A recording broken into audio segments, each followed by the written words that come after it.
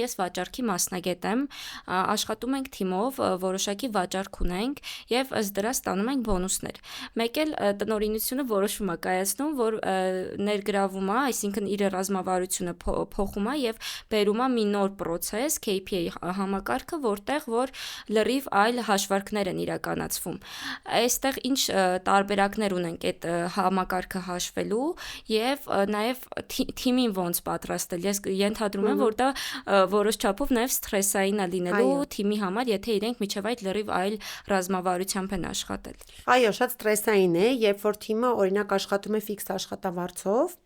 օրինակ վաճառասրահում վաճառողը աշխատում է ֆիքս աշխատավարձով, լավ աշխատավարձով, բարձր աշխատավարձով, իր համար կոմֆորտ զոնա է, ինքը սպասարկում է լավ, որովհետև իր աշխատանքը իր համար կարևոր է, բայց այնուամենայնիվ չի իրականացնում ամբողջական վաճառքի process։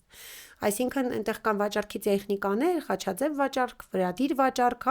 երբ որ դու զուգահեռ ինչ-որ այլ բան ես վաճառում, ավելի թանկ ապրանք ես վաճառում, սրանք տեխնիկաներ են, որոնք ապացուցված փաստ է, որ մարդը սկսում է կիրառել այն պահից սկսած, երբ որ ինքը շահ ունի։